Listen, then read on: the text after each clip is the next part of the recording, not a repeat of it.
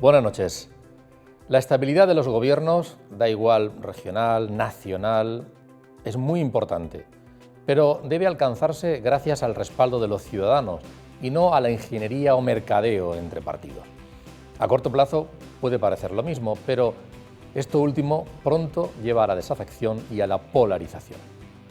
Esa estabilidad se la deben ganar los políticos que gobiernan, ayudando a las empresas a crear empleo de calidad y estable, siendo capaces de dar buenos servicios, los que son necesarios, sin engordar más el déficit público, apoyando la cultura, tradiciones y valores de los ciudadanos, siendo integradores, sabiendo cómo revertir la inaceptable escalada del precio de la luz que está ahogando a empresas y comercios y por la que 10 millones de hogares la pagarán más cara que nunca, reformando el sector público para hacerlo más eficiente, deteniendo la subida de los precios y adoptando medidas sociales que ayuden a las familias y personas en situación de exclusión. Todo no saldrá bien, siempre, pero hay que poner empeño y sabiduría en ello. Y con frecuencia parece que se presta más interés en conseguir el voto necesario de un diputado o un partido que en valorar la consecuencia para el bien común del precio que éste pone.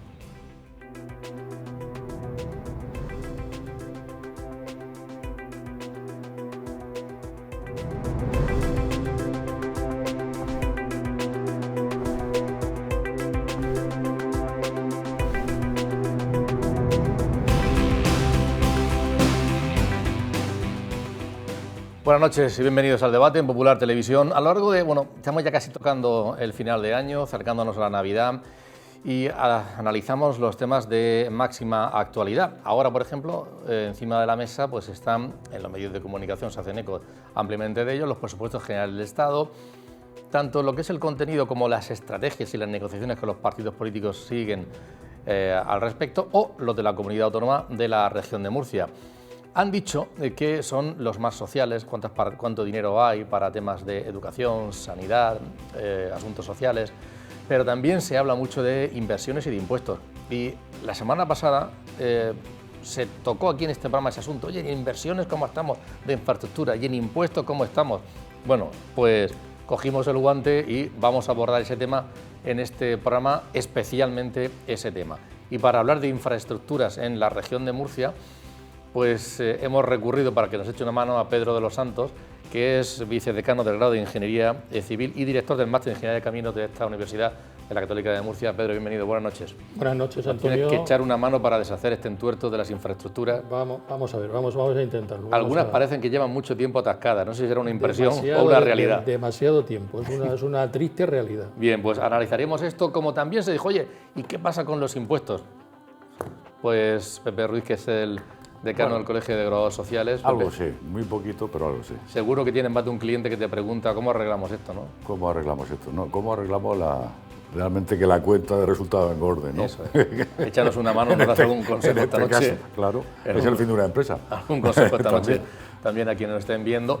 Y todo esto dentro de una estrategia política, sin duda alguna, para lo que nos vamos a asesorar y nos va a ayudar Pablo Blesa, que es el decano de la Facultad de Comunicación. Bienvenido, de la UCAM. Bienvenido, hola Antonio, pues buenas noches. Es un placer estar aquí con Pepe, con Pedro, con Pablo. Has hecho un terceto aquí. Sí. Yo estoy muy contento de que creo que es el último programa. El penúltimo. El penúltimo antes de Navidad, de estar aquí, para aprender de ellos dos, de temas tan interesantes como las infraestructuras en Murcia, tan mermadas. Eso lo percibe cualquier ciudadano.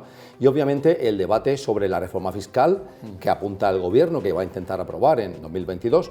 Y en un contexto de crisis y de dificultad, también, por otra parte, como el Gobierno regional pues, ha decidido prácticamente ventilar y eliminar y abolir gran parte del tramo impositivo que corresponde a las comunidades autónomas. El penúltimo decía porque la semana que viene haremos el último de este año, ya en víspera, será 23 por la noche, ojalá que estaremos celebrando buenas nuevas con la lotería, pero bueno, el caso es que lo haremos sobre ese otro aspecto, el social, el más social, y lo vamos a hacer con entidades que trabajan ahí a pie del cañón con las personas más desfavorecidas, más necesitadas.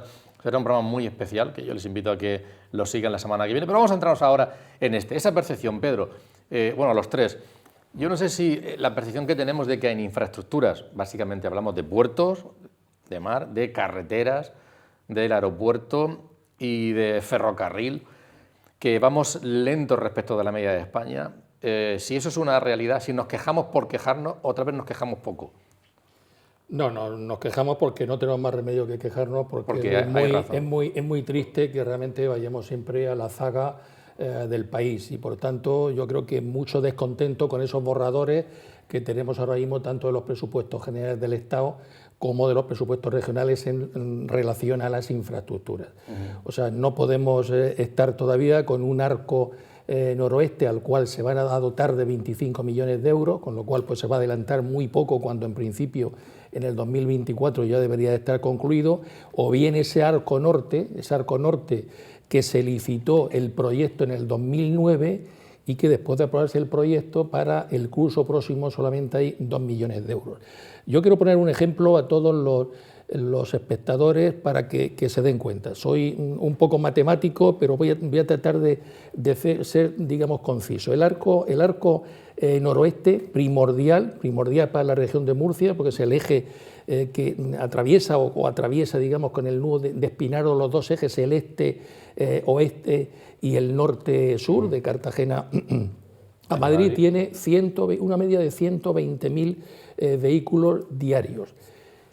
Cada murciano o cada español que pasa por ese nudo pierde una media de 10 minutos. Habrá algún espectador que me dirá, yo pierdo 20 o 30. Bueno, estamos hablando de media. Hay otro que puede pasar a las 2 de la mañana y pasa sin pérdida de tiempo, pero cuanto menos tráfico hay. 10 minutos de pérdida. 120.000 coches diarios nos supone, cuenta muy rápida, 20.000 horas perdidas en el nudo. Una media de 1,5 habitantes, podemos decir, dentro del coche. Sí. Estamos hablando de 30.000 horas diarias. Poniendo a una media, cálculos a una media de 5 euros la hora, creo que el salario interprofesional está en 965 euros, a 5. Bueno, pues nos vamos a que cada día son 150.000 euros. Perdidos. A la semana, por 7 días, 1 millón de euros semanal. Muy fácil, 52 semanas al año, 52 millones de euros, solamente en productividad. Wow. Dejamos al margen problemas evidentemente medioambientales, problemas, estábamos comentando antes con Pepe y con Pablo, de la situación que hay también de los transportes que no llegan a tiempo, de esa problemática, problemas ambientales y los problemas de consumo, evidentemente. ¿Qué vale la obra? La obra son 140 millones, ¿qué quiere decir? Que con 2 años es una obra que se amortiza. Pedro da clase. Sí. Se nota, es didáctico, ¿verdad? Sí, Pablo. Los profes siempre se notan. Pepe, nos quejamos en general, tanto de ese como sí, con razón. O sin razón. Pues, o nos quejamos no demasiado. Estamos en el siglo XXI, ¿sí? En el año 21, ¿no es eso? Año 21.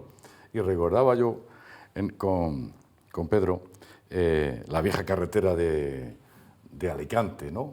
La Alicante, que nos conectaba pues con toda la... Y le decía, ¿te acuerdas de aquella carretera que para ir a Alicante era terrible? Bueno, Alicante y seguías hacia adelante, ¿no? Y te acuerdas que el déficit que teníamos en aquel momento, ¿no? Y te acuerdas cuando la autovía avanzó hacia Murcia y se quedó en Alicante y nosotros seguíamos utilizando la vieja carretera. Y te acuerdas que ahora, cuando nosotros ya tenemos autovía, resulta que Alicante ya tiene 3 carriles y nosotros seguimos teniendo 2 carriles. Claro, ¿cómo funciona una comunidad, ¿no? Como cualquier región. Pues los déficits son agua, está claro, sobre todo en Murcia, que es el déficit del agua, gracias a que tenemos un trasvase y esperemos que no nos lo toque. Y el tema de infraestructura. Somos una región, junto con, por ejemplo, con Valencia y con Almería, unas regiones exportadoras básicamente, ¿no? Nuestros productos, como te decía antes, el limón, ¿cuánto hay que llevarlo a Centro Europa? Pues cuanto antes mejor, tenemos que ser competitivos.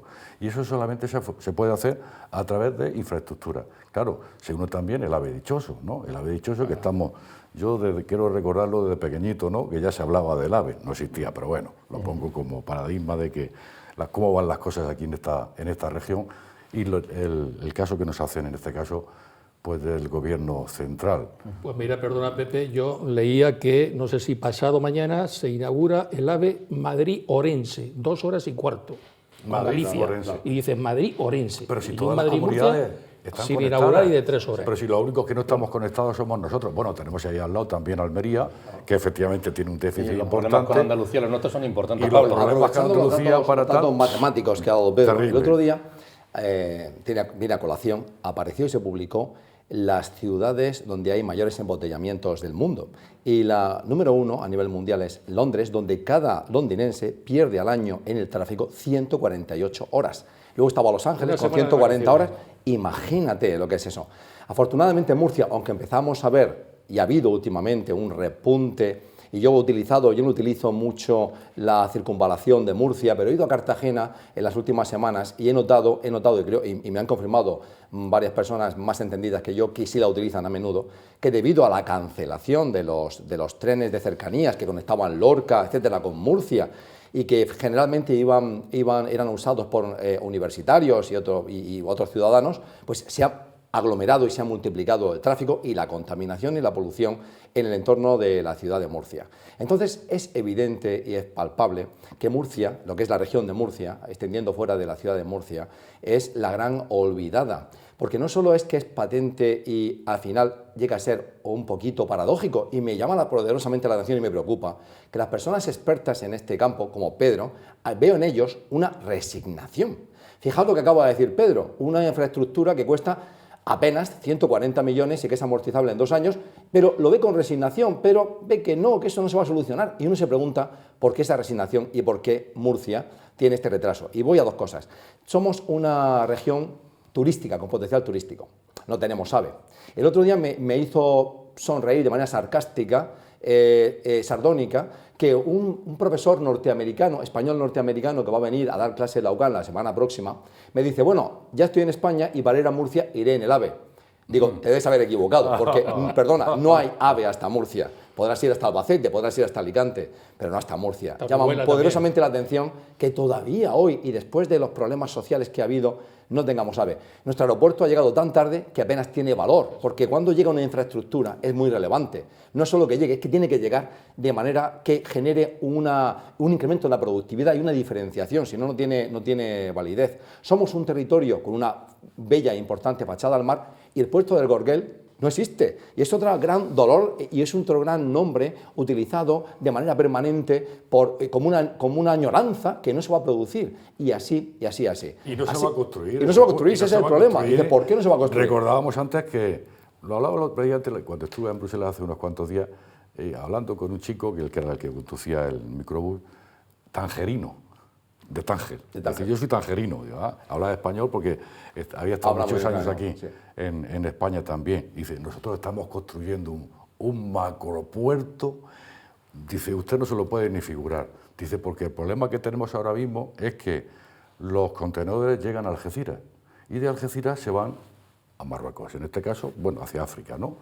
Dice, claro, a partir de que tengamos construido, que va muy avanzado, dice, en España no vamos a desembarcar ningún contenedor.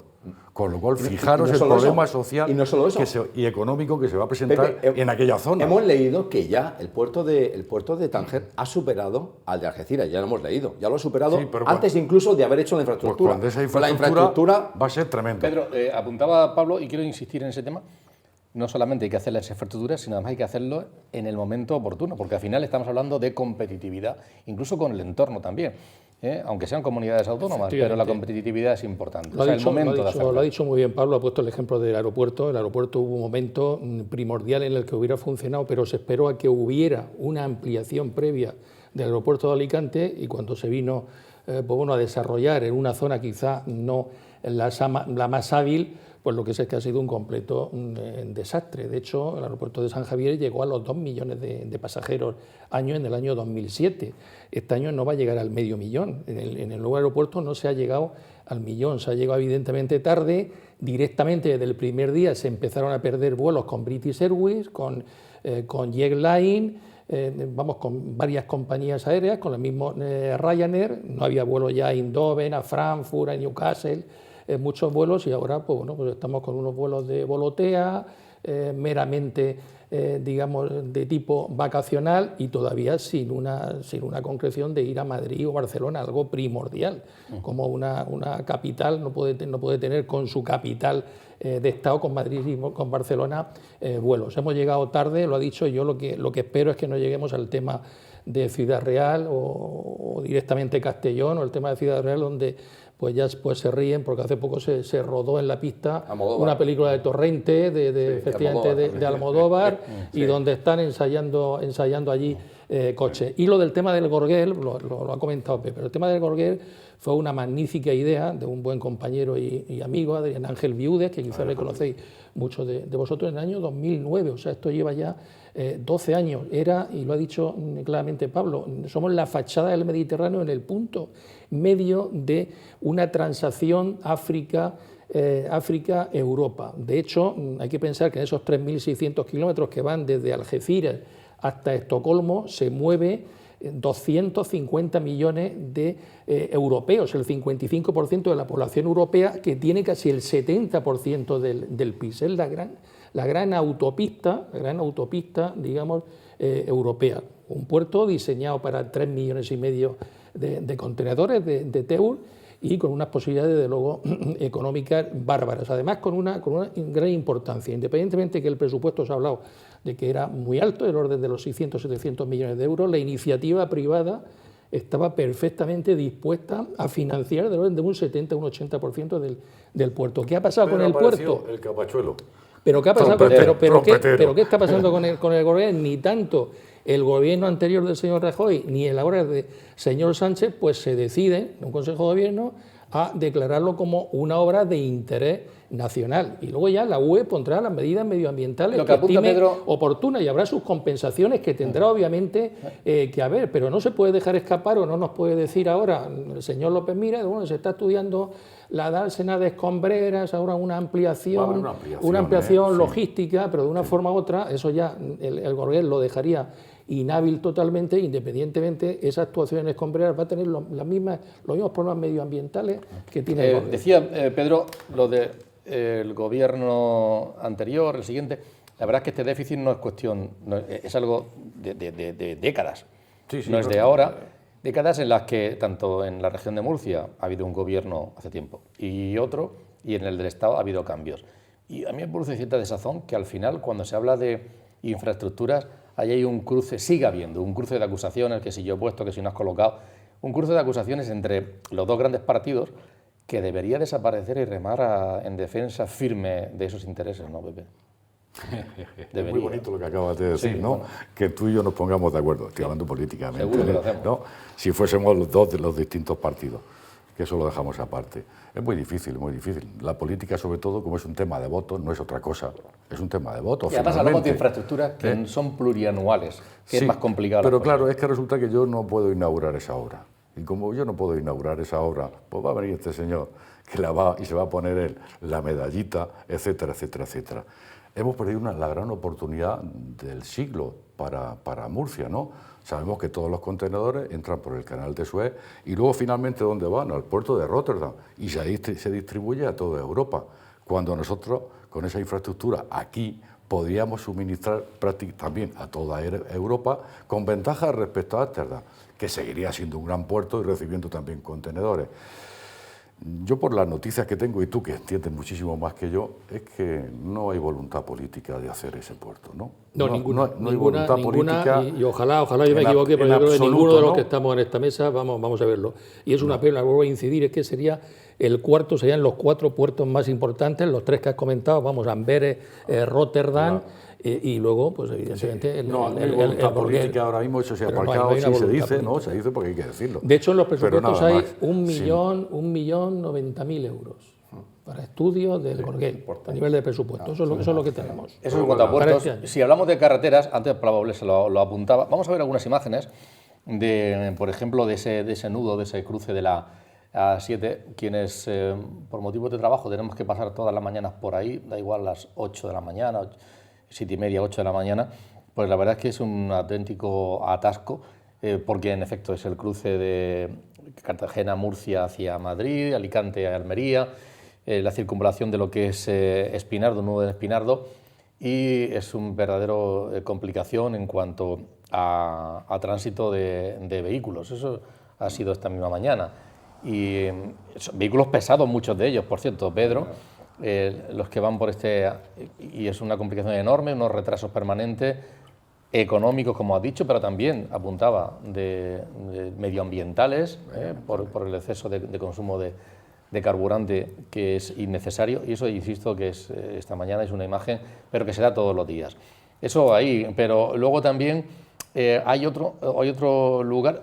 ¿Por qué se produce, Pedro, ese atasco tan importante ahí en ese punto? Bueno, se produce porque hay que pensar que pasan todos los coches con una doble problemática. Primero, los que van, que de ahí la mejoría con ese arco noroeste cuando podamos tenerlo, de que quien va de Cartagena en dirección a Madrid, o bien el que viene de Lorca a Almería en dirección a Madrid, no tendría que pasar por ese nudo, pero es que además ese nudo se está empleando ya como una gran avenida de Murcia. Ahí, yo lo he comentado en varias ocasiones con el Ayuntamiento, se tendría que plantear una serie de restricciones, porque hay gente que puede entrar, por ejemplo, por la zona del Malecón, Los Maristas, y luego sale por Ronda Oeste, o sale luego por Ikea, o sea que se utiliza también, digamos, como una avenida más en Murcia. Del orden, de hecho, del 20 y tantos % del tráfico es tráfico que se genera en la misma ciudad de Murcia, lo cual es como una avenida más, no es tráfico, podríamos decir, interurbano, sino tráfico urbano y periurbano. Entonces, bueno, es un nudo pues altamente, evidentemente, conflictivo. Ahora mismo, el más importante ahora mismo, hay uno en Málaga, muy similar, y son los más, o sea, más todavía que nudos en la M30, en la M40. Mira, corroboro lo que tú estás diciendo, que es algo urbano, porque yo que atravieso todos los días a primera hora, pues a las 8, 8 y media, depende, la Gran Vía, ¿no? La Gran Vía, bueno, la Gran Vía está a tope, pero a tope, eso es algo terrible, continuamente pasando vehículos.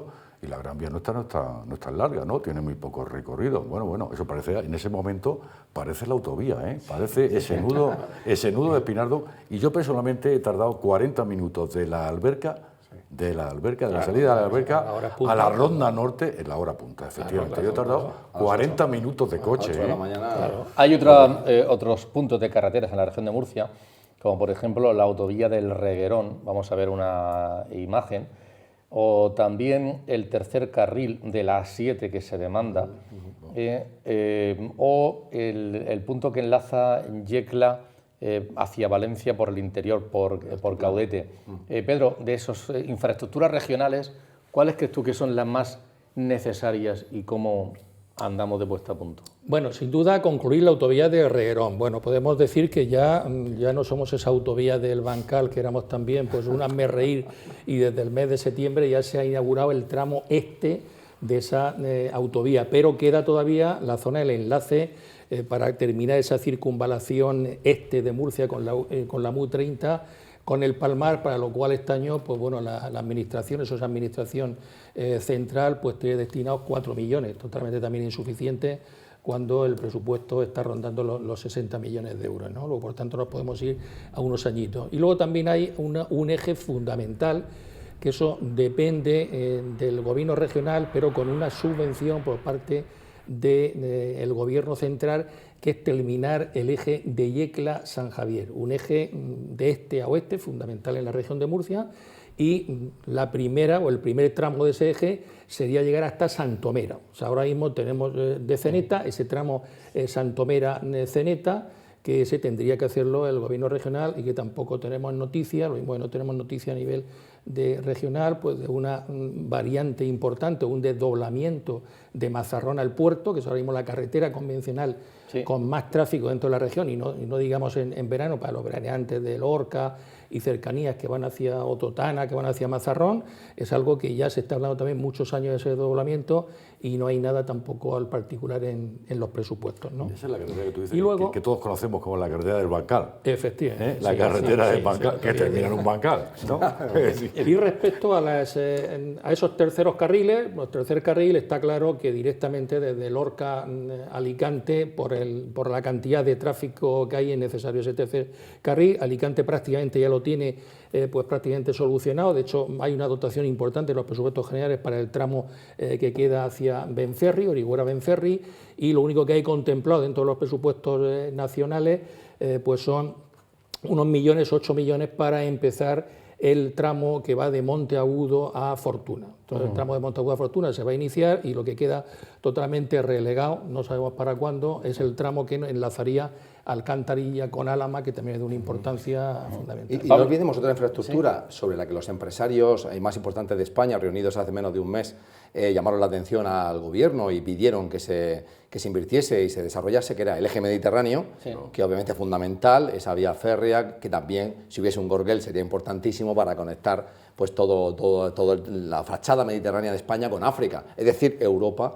con África, tendría una potencia impresionante, y fue la gran solicitud de los empresarios españoles a los gobiernos. Yo, Pablo, la verdad es que en esto de la comunicación uno, por cuestión de la edad, lleva muchos años, por fortuna, y de toda la vida, cuando se han defendido los presupuestos, quienes los han defendido, los que lo han promovido, por supuesto, da igual de la administración que sea y del partido que sea, siempre han dicho, no, son dos argumentos. Son los presupuestos más sociales, porque destinan tanto dinero a educación, a sanidad, a asuntos sociales, y además no son los perfectos, pero son los mejores que se podía hacer en este momento. Seguro que os suena esos dos argumentos, porque toda la vida lo han defendido. Claro. Todo eso está bien y es importante y es fundamental, pero no tiene por qué anular ese tipo de inversiones que también vienen a generar riqueza, evidentemente. Yo creo que no recuerdo en mi vida, y tengo ya 48 años, ningún nuevo presupuesto que no se dijese que es el más expansivo, que es el más rico, que es el más social, que es el más justo y que es el que más beneficia al interés general. No recuerdo ninguno. Y tanto el presupuesto regional que pasa ahora a la Asamblea para ser debatido, con sus 5.000 millones más o menos, y defendido, obviamente, por el gobierno de López Miras, es el más social, es el más expansivo, es el más generoso, y todas las virtudes y todas las grandes virtudes cristianas están ahí. Y luego, obviamente, Pedro Sánchez dice lo mismo de su presupuesto, que es el mejor. Y lo más curioso es que, hablando de la inversión del Estado en Murcia, de los presupuestos generales, que ya han pasado todos los trámites con este último debate, este último escollo, que era ERC, y su demanda absurda de imponer a las plataformas que tradujesen al catalán un 6% de su producción, y que vemos cómo se ha solventado, que es que las plataformas van a recibir más dinero por hacerlo, unos 15 millones, pues ya esos presupuestos con su inversión de unos 730 millones en Murcia, ves al señor Conesa todavía haciendo de portavoz del PSOE en la Asamblea, diciendo que son los presupuestos con la mayor inversión per cápita en Murcia, y ves al señor López Miras diciendo lo contrario, que son los presupuestos con la menor inversión, etc. Yo creo que una cosa muy reseñable de estos presupuestos, los generales del Estado, y su incidencia en Murcia, esos 731 millones que se van a invertir en Murcia, es que es cierto que más de la mitad va al submarino, es decir, va al S-80. Es muy brutal que de 700 y pico millones, 300 van a sostener el proyecto del S-80, es decir, van circunscritos a una industria que es cierto que emplea a 2.000 personas de manera directa y a 7.000 indirecta, pero es como muy circunscrito, muy ceñido, muy cerrado a esa Navantia, básicamente.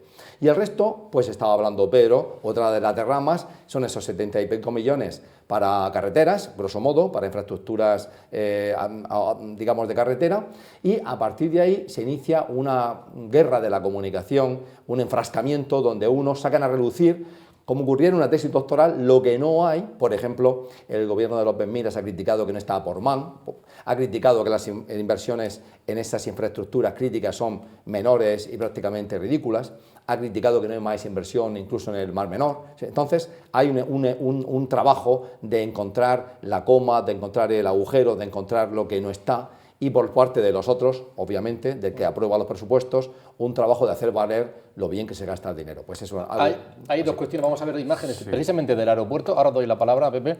Del aeropuerto, también esta misma mañana, con esa actividad que decía Pedro, el aeropuerto de Corbera, o también hay que hablar del ferrocarril. Yo tengo un asunto pendiente con Pepe Rocamora, porque la semana pasada vino indignado porque había estado en Barcelona y venía y tal, y en Madrid, 2 sitios, y decía, déjame que hable del tren que me voy a desahogar. Y al final no tuvimos tiempo para hacerlo. ¿Somos de verdad una isla ferroviaria en estos momentos? A pesar de que, por un lado, el gobierno dice, vamos para adelante con el AVE, el gobierno central, y por el otro lado, el regional dice, sí, pero en cercanías no hay va lento y en cercanías no se ha invertido. Es otro debate abierto, pero ¿cuál es la realidad bajo tu punto de vista? Pues sí, somos una isla abierta, Antonio, lo hemos comentado, vamos a tener AVE, pero vamos a tener un AVE pues de segunda y malamente y a última hora. Y pasando nos por queda, Alicante. Efectivamente, pasando por Alicante. Las cercanías, efectivamente, con Cartagena están ahí, tampoco hay una... Por cierto, que aunque se puede coger el AVE en Orihuela, la gente sigue prefiriendo acercarse a Albacete antes que Orihuela. Esta mañana había una información al respecto. Sí, prefiere efectivamente acercarse al... La carretera está más despejada. Albacete, la carretera más despejada, más sea, posibilidad de aparcamientos, ahí efectivamente. Era psicológico de que ya me voy para Madrid Sí. y no tengo que dar la vuelta. ¿no? Eso es, pero... De todas formas, en el ferrocarril, obviando el AVE, yo estoy relativamente contento. Estuve hace unas semanas en corredor mediterráneo en Madrid, en una reunión que hubo con los empresarios que se hace prácticamente anualmente. Se hizo aquí en la feria de de Alicante hace también 3 años. Y al menos el Gobierno central, yo las cosas como son, pues ha incluido una partida de 90 millones de euros para el tramo dentro del corredor de Lorca a Pulpí, que creo que es satisfactorio. Si bien es verdad que bueno, el tema de conexión con Almería, Granada, está todavía muy lejos porque habrá que hacer el soterramiento de Lorca, la variante de Alcantarilla, y luego ahora han empezado con los estudios de Lorca, Baza, Guadix, de esa zona. O sea que va para largo y lo has dicho, Antonio, ahora mismo seguimos siendo de alguna forma una isla. Bueno, sobre esa información que están dando los propios partidos, los promotores, en cualquier caso, de las iniciativas, hemos querido recogerlas, nos han atendido, les hemos pedido declaraciones por parte del Partido Socialista, nos ha atendido la diputada nacional en el Congreso, Marisol Sánchez Jodar, quien apuntala algunas de estas cuestiones en el ámbito de inversión que vienen en los presupuestos generales del Estado. El Ministerio de Transportes de Agenda Urbana va a invertir en la región de Murcia para el año que viene 73,81 millones de euros, de los cuales 58 van a ir a la creación de infraestructuras de carreteras y con 25 millones de euros para la construcción del arco noroeste de Murcia y también del arco norte con 13,63 millones de euros. Estamos hablando también de inversiones para el tercer carril del Murcia con 1 millón de euros, el tercer carril de la A7 con otro 1 millón de euros, la mejora de seguridad del ramal A30 con otros 2 millones de euros, la línea de alta velocidad que engloba la línea desde Murcia a Almería. Estamos hablando de un total de 73,81 millones de euros. Todas las infraestructuras van encaminadas a mejorar en su conjunto esa situación, ¿no?, que padecemos todos y todas los murcianos a su paso por el mismo, ¿no? En cuanto al mismo, yo creo que con las obras que están ahora mismo planificadas mejoraría mucho la fluidez del tráfico en ese nudo en concreto una vez que estén finalizadas todas ellas, ¿no? Entiendo que si las obras marchan a su ritmo, pues serán una realidad muy pronto, pero no me aventuro a dar fechas exactas, hacer una apuesta muy valiente, para en poco tiempo, en poco más de 3-4 años, modernizar todas las líneas ferroviarias de nuestra región, comunicar esta región como nunca ha estado comunicada con trenes nuevos, modernos, no solamente ya el AVE, que está prevista su llegada para el último semestre del 2022. Eso que apunta es otra cuestión, el tema de la ejecución de los presupuestos. Claro, una cosa es presupuestar y otra cosa es cuando vemos que al final de año resulta que yo he presupuestado 1 millón de euros, pero me he gastado 300.000, con lo cual me queda una partida de 700.000. Bueno, pues así también soy yo capaz de presupuestar no uno, sino 14. También es endémico en la administración del orden del 70%. Pero en la administración regional y en la nacional, Sí, las dos administraciones. Todas las administraciones. Bueno, pues eso está muy bien planteado por parte del PSOE, porque no, oye, bienvenido del dinero, ¿no? El problema siempre aquí es el mismo, ¿no? Falta de voluntad política y falta de dotación presupuestaria. Aunque haya dotación presupuestaria, luego no hay vocación política. Bueno, yo, Pepe, y perdona, Antonio, pongo un ejemplo de un proyecto en el que participé yo, que es un tanque de tormentas en Playa Honda, como uno de los proyectos para ciertas mejoras del Mar Menor, un tanque de tormentas. Año 2018 se presupuesta presupuestos regionales con 1 millón de euros, 2019 con 1 millón de euros, 2020 con 1 millón de euros, 2021 con No 1 sé, millón de euros. el mismo millón. Para 2022, 1 millón de euros. No ha empezado a El mismo ejecutarse. millón, o sea, el mismo millón, ¿no?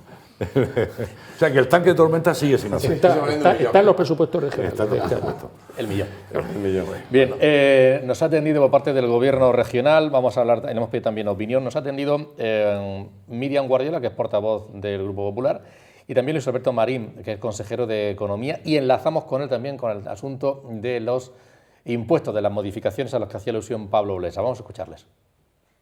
Lamentablemente vemos como el tercer carril de la 7, el arco norte o el arco noroeste, que son infraestructuras vitales y reivindicadas en numerosas ocasiones por parte del Gobierno regional, se van a quedar aisladas. Pedro Sánchez no da respuesta a estas demandas, que además decimos que son muy importantes porque diariamente vemos cómo los atascos, las retenciones, las congestiones en el nudo de Espinardo y en los alrededores de Murcia están congestionando nuestras carreteras y haciendo la vida más difícil a los ciudadanos. Por eso es tan importante que todos los murcianos reivindiquemos al Gobierno de España, que es quien tiene las competencias y es quien tiene que dotar de estas infraestructuras, tiene que poner en marcha de manera urgente el tercer carril de la 7, el arco norte y el arco noroeste. Si a esto le unimos a que el cierre de los trenes de cercanías ha hecho aumentar el número de usuarios que ahora tienen que coger el coche, que tienen que coger el vehículo porque no pueden desplazarse con los trenes de cercanías, pues tenemos la tormenta perfecta para que tengamos esas retenciones kilométricas que están perjudicando a nuestros ciudadanos. Nos parece también escandaloso que la segunda fase del soterramiento, que nosotros ya hemos realizado esa inversión, el Gobierno de España la tenga paralizada, el soterramiento del AVE, que es otra de las grandes infraestructuras olvidadas. Son competencia del Gobierno de España, que es quien tiene esas competencias y quien debería realizarlas. En la última legislatura de Mariano Rajoy, prácticamente en ese plan que anunció, precisamente aquí en Murcia, anunció que las primeras infraestructuras que se iban a licitar iban a ser el arco norte, el arco noroeste, esas infraestructuras básicas.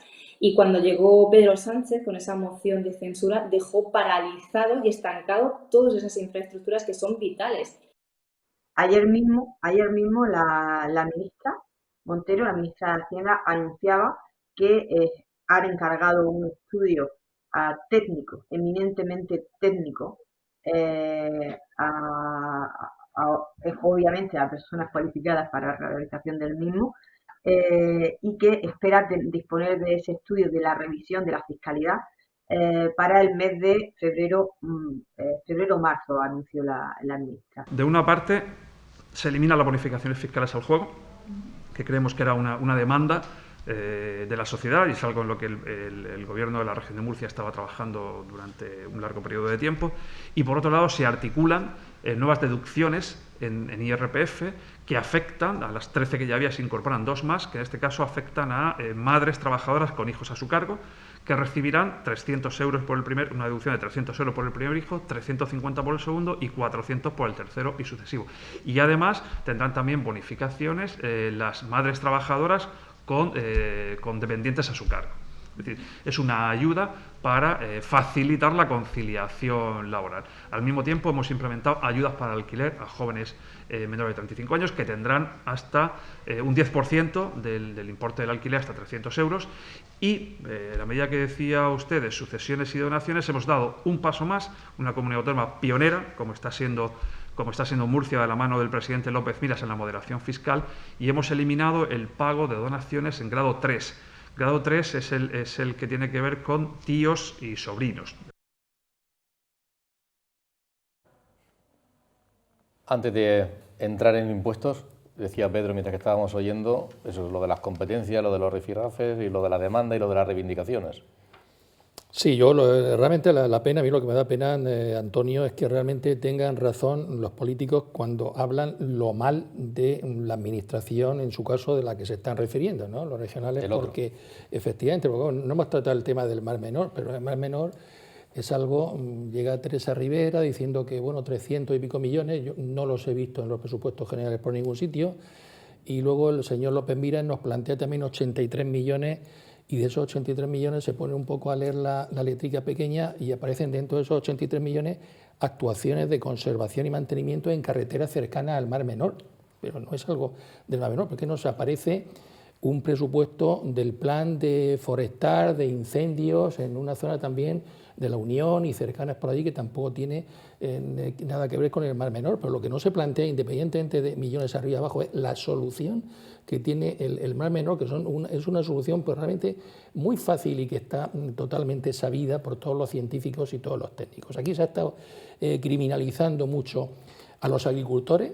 Bien, es verdad que habrá que controlar, se han hablado de 8.000, de 9.000 hectáreas, absolutamente falso. Parece ser, con los informes que a mí me han llegado, y además bastante fehacientes, que no superarían las 1.000 hectáreas de riego ilegal, en el cual pues, bueno, habrá evidentemente que actuar. Y con los, evidentemente, con los agricultores habrá que tratar el tema de fertilizantes, ver qué productos o en qué situaciones, qué es lo que se puede o no se puede cultivar en esas determinadas zonas. Y a lo mejor sí se puede criminalizar más a ciertos ayuntamientos, porque los dos problemas fundamentales son que no hay una red de separación de las aguas fluviales y pluviales, y esa red separativa es fundamental y es algo que deben de hacer todos los ayuntamientos con la ayuda de la comunidad autónoma, y es lo que le mejoraría. Y luego una segunda actuación, que es sin duda pues el encauzamiento de la rambla del Albujón, que es donde aparecen pues todos los nitratos y todos los fosfatos. Luego hay otras pequeñas soluciones. De la administración regional ya están, ¿eh? Yo tengo alguna empresa agrícola que tiene trabajadores que trabaja en el campo de Cartagena y ya está planteándose despedir trabajadores, porque le han cortado el suministro de agua. Era riego ilegal, que compraban legalmente, en este caso pues a la depuradora de Torrevieja, o sea que no es agua que saquen de pozos, sino agua de la depuradora, y bueno, pues esa ya han empezado a cerrar alguna que otra. Han hablado de impuestos, sí. Pablo, y ahí andamos también las estrategias políticas. Bueno, la verdad es que hay comunidades autónomas que plantean, las del Partido Popular, bajarlos. Hay otras comunidades que no, el Gobierno que plantea una revisión, lo ha dicho Marisol, la diputada, hace un instante, que plantea que va a haber un estudio, una revisión general, que es lo que hemos oído, Pepe, para ver qué ocurre con los impuestos. No hay un planteamiento que haya querido avanzar en estos momentos. Es un melón delicado. Los impuestos es algo profundamente ideológico, lógicamente. No es una cuestión tanto técnica como ideológica. Todos sabemos que son necesarios, evidentemente. Sí, claro, hay que mantener. Tenemos un estado de bienestar que ha ofrecido buenas cuotas de cobertura en los dos aspectos fundamentales y generalmente más caros en algunos países también ricos y de referencia. Me refiero, en Estados Unidos todos sabemos lo inmensamente cara que es la sanidad y cómo en ciertos hospitales te puede morir en la puerta y no te van a recibir. Y igualmente sabemos lo extraordinariamente cara que es en Estados Unidos o en algunos otros países la educación infantil y la educación universitaria, al punto de que buena parte de las rentas familiares van a pagarle el sueño de pagarle a tu hijo la universidad, porque te va a costar del orden de $60.000 anuales, a veces solo la tuition, es decir, lo que pagas por inscribir a tu hijo, sin contar los gastos relativos a mantenimiento y alojamiento, que en el caso de América, que los alumnos se mueven, pueden encarecer del orden de que tú al terminar tus estudios debas $1 millón, que tengas, obviamente, esos son préstamos blandos que la gente, los estudiantes, van devolviendo conforme van accediendo al mercado laboral.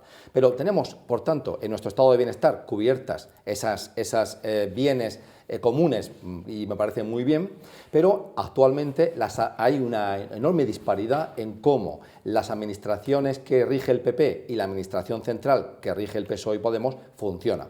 Y esto se debe a varias cosas. En primer lugar, yo creo que la que inició una vía extremadamente liberal en relación a la economía y en relación a los impuestos en España fue Esperanza Aguirre. Esperanza Aguirre en la Comunidad Autónoma de Madrid. ¿Por qué? Porque era una señora formada en Reino Unido con una mentalidad muy extremadamente liberal y que se dio cuenta que si bajaba impuestos crecía la economía. Y eso funcionó en Madrid, y hemos visto cómo Madrid ha ido creciendo sostenidamente y superando con creces y confortablemente a Cataluña, aparte del fenómeno monstruoso del secesionismo catalán que ha mermado mucho el crecimiento de esa región. Entonces, mientras como epígono el fenómeno madrileño y luego contagiado a todas las demás administraciones que rige el PP y la de Murcia muy en particular, lo que vemos es que en Murcia el gobierno de López Miras ha optado por ir reduciendo el tramo autonómico de los impuestos y, como hemos visto, ha abolido en concreto el impuesto de sucesiones, que ahora han extendido a hermanos, primos y tíos, es decir, a tercera vinculación. Y esto, sin embargo, se contrasta mucho con la acción del Gobierno. ¿Por qué? Porque el Gobierno está apuntando a subir impuestos. Pero también hay que entender una cosa. Debido a la COVID, en razón a la COVID y al masivo gasto público, el déficit de España ha crecido sustancialmente. Y aunque ahora la Unión Europea no nos está recordando ni castigando con subir impuestos, sí sabemos que, lo está diciendo el Banco de España, eventualmente tendrá que haber un plan a largo plazo para reducir el déficit público. Eso solo se puede hacer o teniendo un país mucho más productivo, que genere mucho más dinero, o subiendo impuestos.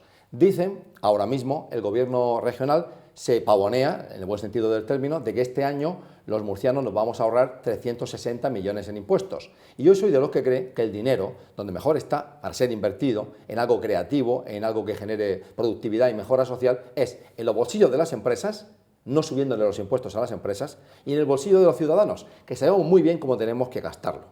Pepe, por cierto, le ha subido una cotización adicional a la Seguridad Social, ¿no?, para la sostenibilidad de las pensiones, que claro, es mentira, que eso no va a funcionar, ¿no? Simplemente es otra forma de recaudar más impuestos. La Seguridad Social es un impuesto, ¿no? Tiene un fin, pero es un impuesto en definitiva. Bueno, pues a partir del 22 vamos a pagar, o van a pagar más las empresas, un 0,60% adicional durante también, ¿no? 10 años. Sí, sí, claro. También, parte el trabajador y parte la empresa, ¿no? Pero eso es para dotar al fondo de pensiones de cierta estabilidad. No es cierto, mire usted.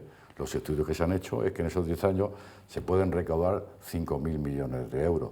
Mire usted, 5.000 millones de euros, eso con el baby boom este que viene ya enseguida, eso nos va a durar un año, no nos va a durar más. Pepe, con lo cual es una forma. Pagamos muchos impuestos, pagamos poco, y la pregunta del millón: para reactivar la economía, para que las empresas contraten gente y de manera estable, para que los contraten, para que haya contratación estable y en condiciones. Hay los impuestos, las modificaciones, ¿cuáles deberían ser? Sí, mira, en muchos estudios psicosociales que se hacen en las empresas, por el tema del estrés, etcétera, hay que hacer un estudio de psicosocial para determinar la felicidad de los trabajadores dentro de la empresa. Claro, una pregunta: ¿está usted satisfecho con su salario? Todos dicen no. ¿Le gustaría trabajar menos horas? Pues sí. Claro, son preguntas que van dirigidas, ¿no? Con lo cual, claro, el 90% de los estudios resulta que efectivamente hay un estrés laboral, ¿no? Hay un estrés laboral que hay que corregir, difícil de corregir. ¿Queremos pagar impuestos? Ninguno. Es que sí, en puridad, nadie quiere pagar impuestos, pero si queremos que los estados nos den los servicios, lógicamente. Pero claro, el Estado no tiene dinero, ¿eh? El Estado no tiene dinero ninguno. El Estado, el dinero que tiene, ¿de quién es? De nosotros, de todos los españoles, que les damos una cantidad para que la administre correctamente y que nos dote de servicio. Por tanto, pues el impuesto habrá que medirlo en función de la calidad que pagamos, claro, en función de la calidad del servicio que usted me da. Pues hombre, yo creo que está usted administrándomelo muy bien, y es un impuesto rentable socialmente, y económicamente, socialmente en este caso, por la sanidad, por la educación, por la justicia. Claro, ahí tendríamos mucho que hablar, ¿no? Yo que conozco, como vosotros, todos vosotros, la administración, yo conozco muy bien la administración de justicia, ¿no? Porque me mueven los juzgados, etcétera. Y claro, pues veo que hay una carencia total y absoluta de jueces, de funcionarios, carencia de verdad. Resulta que tenemos unos sistemas informáticos que tienen muchísimos años y que, bueno, hacen su papel, pero no para un siglo XXI, para un siglo XXI. Estamos esperando, por ejemplo, un expediente electrónico, que es menos que cuando tú tengas que acudir a un juzgado y pues, tengas un proceso, pues luego, si es que hay un recurso, pues que no tengas que ir otra vez tú allí al juzgado a decir, dame el legajo que me lo estudie, a ver exactamente qué es lo que se ha aportado aquí para hacer yo el correspondiente recurso. Bueno, pues eso es algo que tendría que estar, que cualquier empresa, por pequeñaja que sea, tiene hoy unos sistemas informáticos estupendos, aunque hace falta más, lógicamente. Pero eso no tiene que ver solo con la recaudación, tiene que ver con la eficiencia, con el control de... Todo, sí está claro. Hombre, sí tiene que ver porque hace falta mucho dinero para eso. El problema es cómo lo gastamos. La administración de justicia. Claro, cómo lo gastamos. Mira, a mí me ha dejado sorprendido el nivel de tecnificación y digitalización de la Seguridad Social. Hablo como usuario. Y mejor, igual que de Hacienda. O igual, obviamente, el sistema de multas de la Guardia Civil de la DGT, que tú pasas por un radar a 120, en 2 días tienes en tu casa la foto de tu coche, la multa y ya tal. Hay áreas de la administración que están muy bien dotadas, tecnificadas y obviamente el personal bien entrenado. No es el caso de la administración de justicia. Las que recaudan. Claro, justo. No es el caso de la administración de justicia. Las que recaudan. Pero mira, es importante, yo quiero recordar aquí que ha habido recientemente muchos escándalos sobre 3 cosas. Una, las multinacionales que evaden impuestos y operan a través de ingeniería financiera en paraísos fiscales. Por ejemplo, todos sabemos que tú pagas Amazon y básicamente tu dinero va a Luxemburgo, que no es un paraíso fiscal, que es un país en la Unión Europea, pero que sí es un paraíso fiscal. Perdón. Igual que Holanda es un paraíso fiscal, igual que Irlanda es un paraíso fiscal dentro de la Unión Europea. Por no hablar de las Islas Caimán, de Bahamas, etc. Entonces, también tenemos junto a eso el caso de ciudadanos que están cambiando de nacionalidad para no pagar tantos impuestos. Y quiero traer a colación el caso muy llamativo de Gerard Depardieu, el francés, que se nacionalizó ruso porque dijo: no quiero pagar más impuestos en este país que me machaca. En Francia, estoy cansado de pagar impuestos. Yo creo que tiene sentido y hay que entender 2 cosas. Una, me parece que en la coyuntura actual subir impuestos no es una buena idea. En segundo lugar, lo que hay que hacer es que en un país como el nuestro, que hay un 22% de evasión fiscal, de fraude fiscal, ahí es donde hay que morder, hay que detectar al defraudador. Y no que recaiga siempre sobre las mismas personas el pago y la subida de impuestos. Es decir, la persona con nómina que la tienes pillada. Y luego hay una evasión enorme.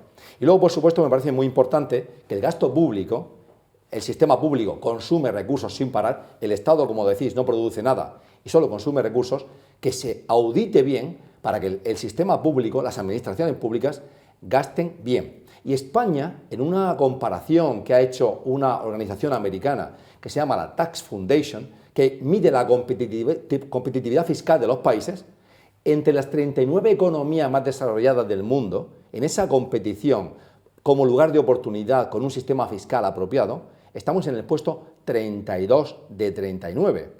Tenemos un sistema fiscal, por lo tanto, esta organización que no tiene vinculación con España, realmente muy malo, muy injusto y que sobrecarga a algunos más que a otros. Es verdad, Italia es el último país de la lista, porque en Italia es horroroso, o Francia, donde también es horroroso. Pero aquí en España hay un margen de mejora espectacular. Pepe, lo que pasa es que para eso tiene que haber unos servicios de inspección tremenda. Y no los hay. Pepe, una cuestión. Y sobre todo conciencia social. Un impuesto parece que va a haber variaciones, nos echas una mano en esto. Parece que va a haber alguna variación en impuestos de sociedades, en matriculación y en planes de pensiones, por ejemplo, poner algunos ejemplos. Sí, bueno, el impuesto de sociedades ya de hace muchos años se paga el 25%. El problema está, el 25% al final, pues de lo que tú tengas, que te dé tu empresa, ¿no?, como beneficio. El problema es la ingeniería, tú hablabas, esa ingeniería lo que hace es que, y normalmente siempre dentro de la legalidad, que te permite hacer determinado tipo de operaciones, de deducciones, de amortizaciones, etcétera, etcétera, que al final te llega pues a ese 5 o 6% que estás pagando realmente, ¿no? Por eso este año ya se ha introducido que al menos vas a tener que pagar el 15%, punto, sin más. Mire, usted podrá hacer todas las deducciones, todas las bonificaciones, todas las amortizaciones que usted quiera, etcétera, etcétera, pero usted va a pagar al menos el 15%. Que eso no ocurre en la mayoría de las empresas. El 80 o 80 y tantos % en España son pequeñas y medianas empresas, ¿no? Y tienen pues unos asesores y tienen unos controles por parte de Hacienda que son magníficos. Como tú decías, ¿no?, Hacienda funciona fenomenal, nos tiene controlados por todos sitios. Con lo cual, te habrás dado cuenta que cuando vas a hacer la renta, tú que de pronto no te acordabas que habías hecho una donación a, no sé, a Cruz Roja, pues resulta que esa donación en ese borrador de la renta te aparece, ¿no? Entonces, efectivamente, pero ¿a quién va a afectar eso? Pues a las grandes corporaciones. A la mediana y pequeña empresa no va a afectar porque sigue tributando por ese 25%. Y viene una cascada de impuestos, está claro, desde el gasoil, ¿no? En este caso, claro, del gasoil, las carreteras, que se van a poner también. ¿A qué te refieres? Se van a poner? Claro, el nuevo impuesto por transitar por las carreteras, las autopistas en este caso, que eso viene también, está ahí. La circulación, pues tenemos una cantidad de impuestos terrible, la luz, bueno, ya estamos, ¿no? Estamos en el 300 y pico euros, y que va a continuar durante un tiempo también todavía. Quiero decir, hay una cascada en batería de impuestos que va a ser insoportable y sobre todo, a mí lo que me preocupa muchísimo es el tema de la inflación.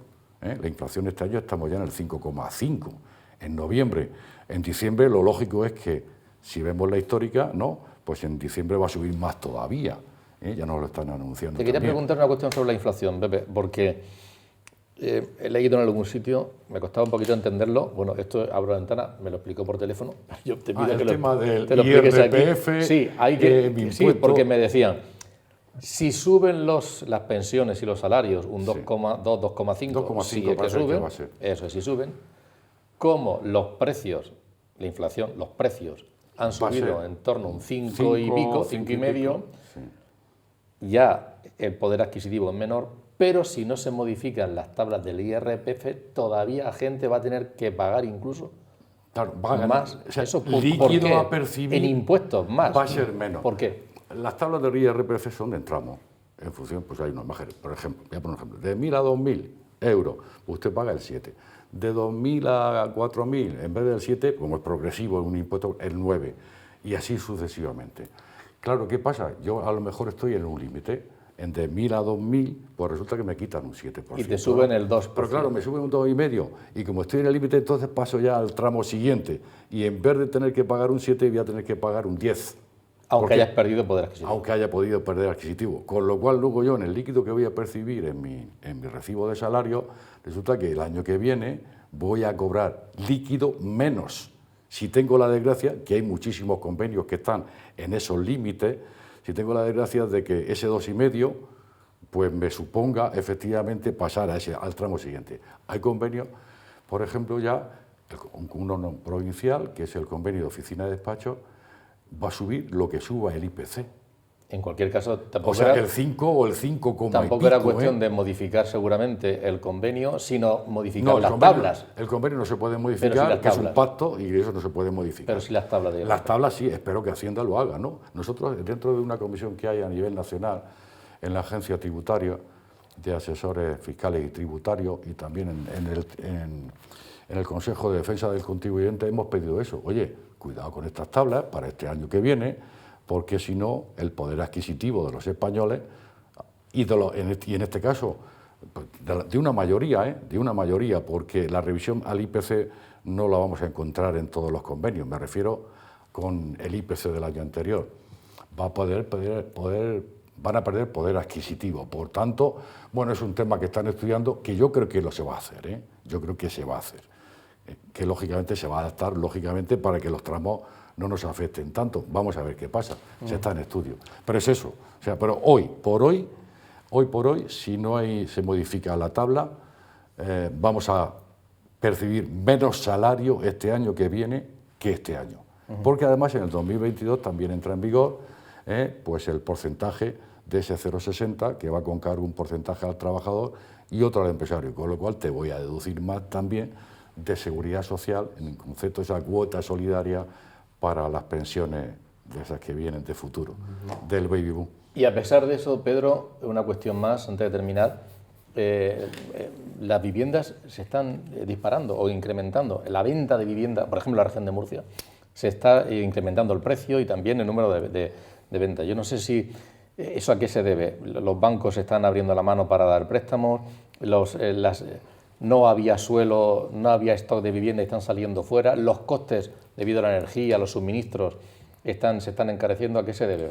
Bueno, pues sobre todo fundamentalmente que desde el año 2007 difícil era ver una grúa en la región de Murcia, con lo cual pues llevamos 14 años sin una construcción, donde la edificación pues ha bajado a unos niveles del 20-25% de lo que se estaba construyendo en esos años, con lo cual pues el mercado de la vivienda pues evidentemente ahora entra en una demanda importante, y obviamente con lo que estábamos comentando, con el efecto de precios y también lo que estabas comentando de situaciones de productos que no se pueden ahora mismo encontrar o que resultan de difícil solución, pues evidentemente está aumentando y va a aumentar más. O sea, hay una previsión de que vaya en el 2022 que puede haber un aumento del orden del 6% en el sector vivienda.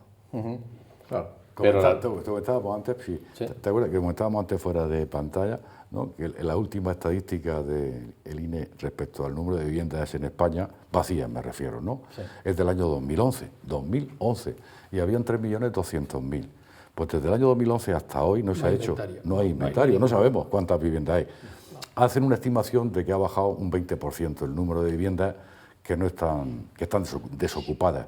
Pero bueno, tampoco sabemos que realmente qué es una vivienda desocupada, si es segunda residencia, si está cerrada por lo que sea, si se está cayendo, que no está habitada, etcétera, claro etcétera. Que se han producido una serie de concadenantes y sinérgicos que incentivan que la gente esté comprando casas. Primero hay una demanda embolsada porque en 2020 no se compró nada, la gente estaba atemorizada, ¿qué va a pasar con mi trabajo? ¿Qué va a pasar con la COVID? Entonces, eso llevó a que la gente contuviese el gasto y, segundo, ahorrase salvajemente. Los españoles, igual que casi todo el mundo en el mundo occidental, debido a los generosos inyección de dinero, han ahorrado de manera muy fuerte. Pero ¿qué ocurre? Ese gasto, ese ahorro, antes, digamos, lo distribuías en ir al cine, ocio y servicios. Pero como la gente no va al cine ni va al ocio ni a los servicios, y estoy pensando fundamentalmente en América, ¿qué hace? Comprar bienes equipos y dedicarse a mejorar su casa. Eso obviamente ha producido una demanda. Luego ha cambiado el gusto, porque la gente que descubrió que tiene una casa pequeña, sin jardín y sin sol, una casa, digamos, sombreada, pues se ha salido a las zonas residenciales. Entonces hay una demanda de chalets y de casas individuales y de parcelas y de terrenos y de autopromoción brutal. Y a eso se suma que los intereses, el interés, las hipotecas y los intereses y el precio del dinero está por los suelos porque el Banco Central Europeo sigue comprando los bonos de los estados y ofreciendo el alivio de un dinero barato. Hablaremos de eso en próximas semanas porque en Estados Unidos ya sí se ha dicho que va a subir, van a empezar a subir los intereses, seguramente 3 tramos de subida el año que viene, que no lo notaremos en Europa, hasta posiblemente la siguiente subida. Hablando de subir, Pepe, ¿eres optimista con la luz? ¿300 euros? No. Hombre, no eres optimista con la luz. Hay que ser sincero, no. ¿No? No. ¿A final de año no pagaremos lo mismo que en 2018? 10 millones de hogares. ¿Lo estoy diciendo en serio? No sé. Para una sonrisa. No, en absoluto. Y eso afecta mucho. ¿Creéis vosotros que vamos a pagar con empresas lo mismo? Y afecta a empresas, a los pequeños autónomos, a todo el mundo. Eso afecta, ha sido un incremento de costo bestial. Yo tengo un bar cerca de allí del despacho, en Primo de Rivera, y ha pasado de 500 a 1.500. De 500 a 1.500. Digo, Pepe, no me lo crees. Aquí tienes los recibos. Mira, los recibos del año pasado y los recibos de este año, ¿no? Bueno, como lo mismo que hablábamos antes del incremento, ¿no?, del tema del transporte de contenedores, ¿no?, del año 19, el año 2021, pues el incremento que ha sufrido, algo bestial, ¿no? Pedro, ¿tú eres optimista con la luz y con los suministros? Tampoco. Tampoco. Bueno, estamos en una mesa de debate, puedes discrepar. Irá más, de hecho. ¿Tú crees? Me gustaría disentir. Vamos a ver, no que sea optimista, es que es tan anormal la situación actual que uno espera que, debido a que, como sabemos, parte del problema estriba en que no ha hecho viento, y hay países como Alemania que el 50% es energía eólica, y al mismo tiempo que ha habido disrupciones no volitivas en el mercado ruso de gas y de energía, y también en el noruego, que nos sirven y no han podido servir todo, aunque han cumplido los contratos, no han podido servir toda su capacidad. Pues hombre, yo entiendo que en algún momento los mecanismos de la globalización, y una vez que la demanda masiva, la vuelta a una economía viva después de la fase álgida de la COVID, pues una vez que las ruedas de la globalización vuelvan a moverse con cierta normalidad, y si Omicron no de nuevo las enturbia, pues que los precios se contengan y tiendan a bajar. Es la predicción del Banco Central Europeo. Por eso no quiere subir todavía el precio del dinero. Sí, pero lo que hay que recomendar, yo lo recomiendo además por sostenibilidad, y de hecho yo desde agosto me di de baja en Iberdrola y tengo mis placas y mi generador para algunas circunstancias. Claro. Las empresas no pueden hacerlo por el consumo y tal, pero por lo menos... O sea, que tiene que haber una normalidad, está claro. Porque si no, entonces toda la economía está como la tenemos planteada, perdón, se va al carajo, así de claro, ¿no? Se va al carajo. Y entre la inflación y iría al carajo. Pero ponlo, no a largo plazo, pero sí a medio plazo. O sea, a corto plazo, por supuesto que no. Por supuesto que no. Otro día hablamos de las nucleares. Otro día hablaremos de ese tema porque está ocurriendo este asunto. Ayer intentamos, y las ganas quedamos con la gana, estuvo Mariano Rajoy aquí en Murcia firmando libros, y muchos periodistas acercaron para preguntarle, y no atendió ninguna pregunta de medios de comunicación. Hizo alguna reflexión muy breve, pero nada más, y era justo, no sé si tampoco decía después de haberle hecho las declaraciones en esa comisión de investigación, me hubiera gustado preguntarle para qué sirve una comisión de investigación, aparte de para salir en los medios de comunicación, Pablo, o las investigaciones en los juzgados que se dilatan y que luego pues, bueno, llegan ciertas decisiones sorprendentes y que tienen trascendencia importante. En relación a eso, como público y notorio, La Audiencia de Valencia acaba de archivar las causas contra un ingente número de concejales. Hay 49 causas contra 49 personas que eran exasesores o concejales de la muy querida alcaldesa de Valencia, Rita Barberá, que muy probablemente murió de la angustia de estar confrontando acusaciones de blanqueo de dinero, prevaricación y cohecho, en ese caso que se llamó caso Taula, pero que se popularizó y se le dio el nombre más divertido de El Pitufeo. ¿Y de qué se acusó hace tantísimos años a esta mujer que tal vez murió de la angustia de llevar el peso sobre sus hombros de una acusación tan grave, por la que te pueden llevar solo 15 años a la cárcel? Y obviamente lo digo con ironía, por lavado de dinero, blanqueo de dinero, prevaricación y cohecho. Pues básicamente, en base a indicios inexistentes, a rumores, a 4 pequeños diálogos en WhatsApp sin ninguna claridad. En base a eso, un juez instructor de un juzgado de Valencia llevó a juicio, hace tanto tiempo, a 49 personas, una de ellas Rita Barberá, que murió. Y al final, ¿en qué consistía el meollo de la cuestión? Decía el juez que acusó a todas estas personas, que ahora han sido exculpadas, decía que había habido un mecanismo de lavado de dinero en el Partido Popular Valenciano que consistía en que se pidió, es un poco estúpido, por eso es poco creíble, que el partido había pedido a decenas, incluso centenares de personas del partido que donasen al partido de su bolsillo 1.000 euros y luego el partido le daba 2 billetes de 500 que era dinero negro que había conseguido la mano derecha, en aquel momento el señor Grau, de la señora Rita Barberá. Bueno, eso es lo que apareció ahí, un rumor, una película. Lo que ha dicho la Audiencia de Valencia es que no hay ningún indicio, no hay ni un solo indicio que conduzca a poder crear un caso y culpar a estas personas. Bueno, Rita Barberá está muerta hace mucho tiempo y tal vez murió por esa presión psicológica que afecta, y la gente no lo entiende muchas veces, al honor de las personas, al derecho al buen nombre y por supuesto en muchos casos en el mundo de la política y no solo en el mundo de la política se utilizan los tribunales como se weaponizan los tribunales, se utiliza como lawfare, como una forma de guerra psicológica al rival, a veces para destruir su carrera política, a veces para destruirla, o su carrera profesional, o su buen nombre, o su imagen. Se utilizan los tribunales, se montan casos que a veces son como este un tanto distópicos y al final todo queda en nada, pero la mancha en el honor de esa persona, ahora ya en una persona que no puede defenderse, queda ahí pues para siempre. Estamos fuera de tiempo y quiero terminar con una cuestión. No es normal que hablemos de ciencia, pero lo vamos a hacer esta noche. En alguna ocasión habrán oído ustedes hablar de esa investigación promovida, financiada por esta casa, por la Universidad Católica, para intentar generar, la está liderando el doctor Juan Carlos Ispizúa, catedrático de Biología del Desarrollo, para intentar generar órganos humanos dentro de animales, en cerdos en concreto, que pueda servir para luego trasplantarlo a personas que lo necesitan. Sepan ustedes que en el mundo, lo ha dicho la Organización Mundial de la Salud, se producen 130.000 trasplantes al año, en menos de un 10% de lo que se necesita. Si se consiguieran esos órganos, se evitaría, por tanto, que murieran decenas de miles de personas.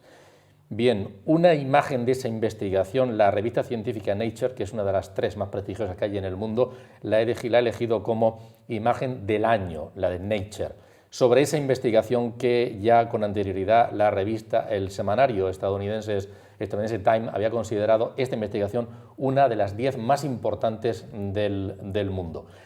Sobre un Juan Carlos Ispizúa, que lo considera a su vez Time como uno de los 50 investigadores más importantes del mundo en el ámbito de la salud. Es un motivo de satisfacción que desde esta casa se promueva esa investigación y ojalá que tenga frutos, el definitivo, el último, y que en el camino además se encuentran con frecuencia en ese tropiezo de resultados que vienen muy bien para abordar una enfermedad rara o otro tipo de enfermedades que no es lo que estamos buscando al final, pero que en el camino se van encontrando. Así que enhorabuena por esa investigación, ese reconocimiento internacional del mundo de la ciencia y no solo de la ciencia. Pepe, un placer, encantado. Encantado, y felices fiestas. Muchas gracias. Y felices fiestas. Igualmente. Felices Navidades. Gracias. A todos los Don Pedro, ha sido un placer, gracias por ayudarnos. El tema de las infraestructuras. Y Pablo. Un auténtico placer, Antonio. Gracias por invitarme. Gracias, Pedro y Pepe. Es un placer. Te gusta la investigación, ¿no? Oye, me parece impresionante, casi de ciencia ficción, y tiene una portada y una potencia que no me extraña que haya sido considerada una de las grandes líneas de investigación para un futuro mejor para las personas, como tú has dicho. Precisamente hoy, Antonio, me acabas de tocar un tema sensible, porque una persona muy cercana, una alumna muy querida por todos nosotros, pues precisaba de una operación, y una investigación como esta crea esperanza en ese tipo de pacientes, y ciertamente es muy importante y relevante. Hablaremos de temas no de infraestructuras, sino de temas sociales, más humanos, si quieren ustedes, la próxima semana, el próximo jueves. Gracias, muy buenas noches.